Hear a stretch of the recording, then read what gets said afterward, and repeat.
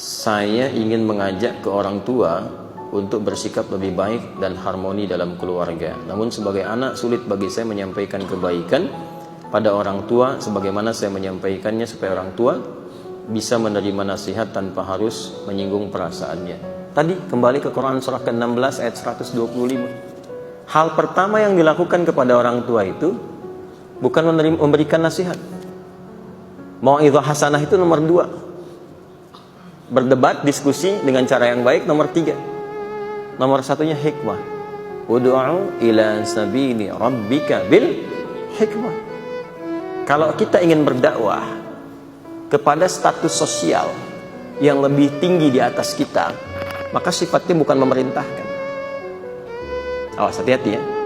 Sifatnya bukan memerintah, karena kalau memerintah langsung ditolak. Ya, bukan mengajak.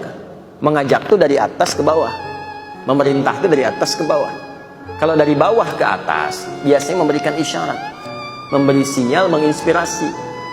Maka di antara itu turunlah kemudian konsepsi dakwah Islam dengan menggunakan konsepsi hikmah. Apa di antaranya? Nah, tadi saya sampaikan makna yang pertama dari hikmah, kesesuaian antara perkataan, perbuatan, dan menempatkan sesuatu sesuai dengan tempatnya.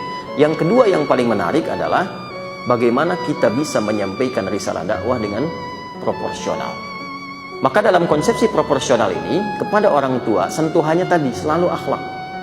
Contoh misalnya, ya, orang tua ini ada yang belum konsisten sholat, maka masuklah Anda ke situ tidak langsung dengan mengajak. Ya, sholat, sunnah tingkatkan. Orang tua tidur misalnya, tergantung usia ya, Anda bangun, sholat, bermohon dulu dengan berdoa kepada Allah Subhanahu Wa Taala. Ya, minta melembutkan hati orang tua. Kalau keras hatinya, minta melembutkan dulu. Karena biasanya sunnah di Quran itu kalau menghadapi orang-orang yang keras, nggak langsung didakwahi, tapi mohon kepada Allah melembutkan hatinya. Itu yang dicontohkan lewat kisah Musa ketika berdakwah kepada Fir'aun. Ya, di surah Thaha itu kan Fir'aun ya.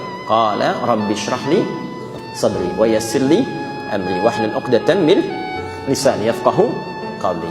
Setelah itu lakukan dalam sujud, tahajud, minta kepada Allah. Setelah itu kemudian teruskan dengan akhlak. Ya, dengan akhlak, sikap-sikap yang baik tadi. Orang tua misalnya sering banyak diperhatikan, ditanya kabarnya, dimasakin yang baik-baik. Kalau sakit kemudian dirawat.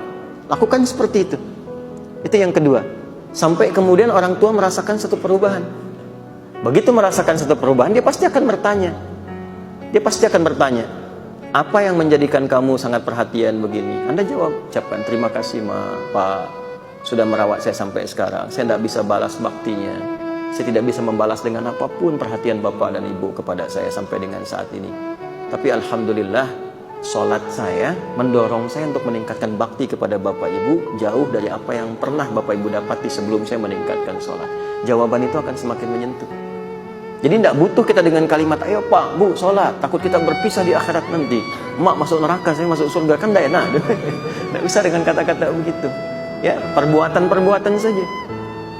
Tergantung sifat orang tuanya, tidak senang apa, di situ dimasukkan. Nanti buka ceramah-ceramah, buku-buku dan sebagainya, kisah-kisah inspiratif dari amalan yang belum konsisten di situ orang tua. Nah, itu kadang-kadang kita butuh lebih banyak hikmah. Fikih dakwah itu lebih banyak dihiasi dengan hikmah dibandingkan dengan hukum-hukum terapan fikih biasa. Ya. Dan karena itulah ditempatkan dalam Quran itu hikmah posisi tinggi. Ya, Luqman itu menjadi luar biasa ketika mendapatkan hikmah. Ya. Wa may yu'tal hikmata faqad utiya khairan katsiran. Di Quran surah ke-2 Al-Baqarah di ayat 267 sampai ayat 269. Siapa yang diberikan hikmah oleh Allah, maka dia telah mendapatkan pemberian yang sangat tinggi.